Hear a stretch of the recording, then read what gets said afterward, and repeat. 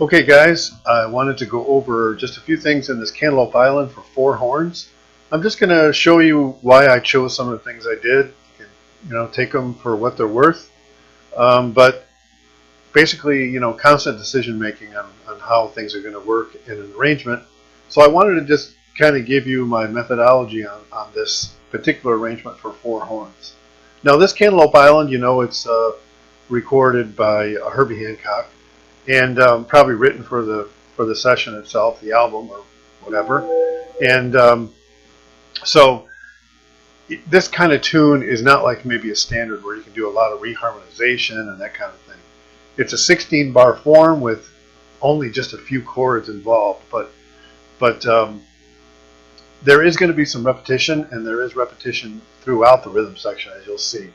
So some of the decisions I made, as far as, for instance, let's just get started with the intro. The intro, I believe, on the record goes more than 4 bars, but I decided to do just 4 bars to get the groove going, and because this thing does repeat itself over and over. With this little figure in the piano, and then drums have kind of a little groove as well. Bass is very repetitive throughout. So I chose to just do a 4-bar intro, and the beginning here is unison. You'll notice that sometimes I pitched everybody up higher to give a little bit more intensity, and you'll see that. And this one is not very intense at all. I've got trombone in this F, and so we start off, with a little less intensity. And I chose and let's see, it'd be bar 5. I chose in bar 5 to do a unison. So I actually added guitar as well, because I know I've had guitar players say, why don't you give me some melody here and there? So I did on this one. And I think it'll work fine. So everybody's playing, just like maybe a jam session would play, everybody's playing unison there. You'll notice that I picked up the trombone. I had him jump up. So constantly looking for ways to do a little bit of variety because it's a repetitive tune. And as you can see, we're going on. We stay on unison pretty much until we get to this D minor 11 chord right here with this little figure. Blood up, blood up. Okay. I chose not to do trombone there because of the jump down. I don't know why I did that. I guess I did that because the bigger the leap, the worse it is, I guess. But it's not a big deal. I could have had all 4 in unison there. But changing things around a little bit to mess with the the timbre and the intensity of how the horns are sounding is a good thing. So I didn't do that there, and I voiced this entire chord in fourths, as you can see. This is a D minor 11 chord. So we have the 11th down here, but it actually works. Generally, when you have upper extensions, they don't work so well. But since this is a chordal chord, or a chord voiced in fourths, it works. It works fine. I did have the piano player basically voice the same way. So then we get into the next statement of the melody, which is another 16 bars. And here's where I moved up a little more intensity on this this first part here with the trombone up there, and the trumpet, as far as that goes, up an octave as well from the beginning. So here we break into a little bit of harmony, and as you can see, I did. Let's see, how did I do this? This is a F minor 11 chord, and some of these things I'm not sure why they even work, because here's the 6th. This is F minor 11, but really we don't have the 7th in this chord. We have the 6th, so it's really almost like a F minor 6-9, I guess you could say. But the changes I just made, F minor 11, it's voiced out as a F minor 6-9. The other thing I didn't mention is articulations. So you'll want to put in a melody like this. I did a lot of short notes, kind of the way Freddie Hubbard plays in a way. I wanted the ensemble to sound kind of Freddie Hubbard-ish in the way he clips off notes and makes some staccato and so on. So I just kind of worked my way through those articulations is how I wanted it to sound. And you be sure to write those in, because everybody's going to be playing. Some guys will play staccato, some guys won't. So be careful that you do that. So moving on, the D flat 13 chord, pretty much just voiced it out there.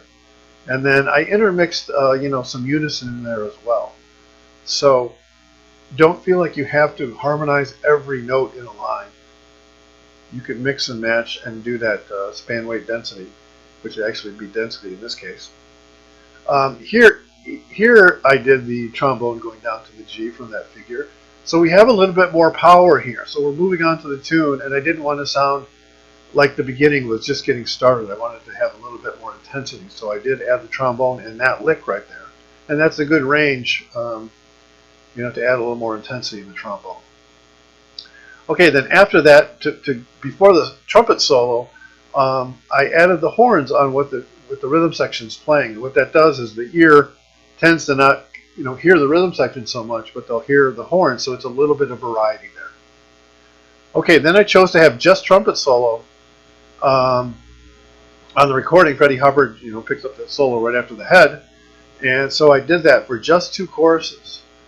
And I do have backgrounds here that just kind of hint at that what happened in the melody there. Since I only have one instrument playing, it's not open solo section, I decided to have a little bit of backgrounds on this D minor 11 chordal thing.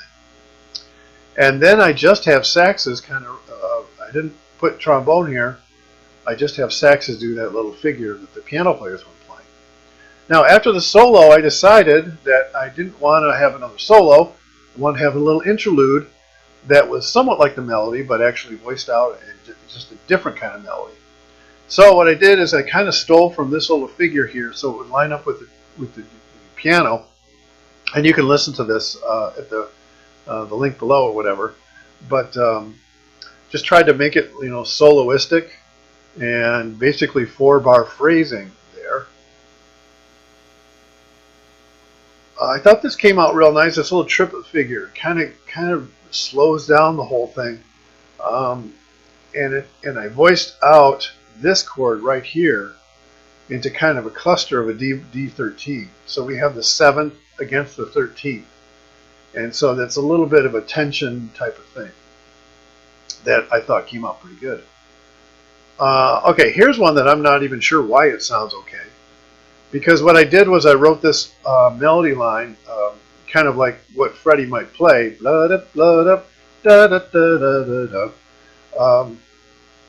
I voiced it out in force all the way through, and I have it planing in force.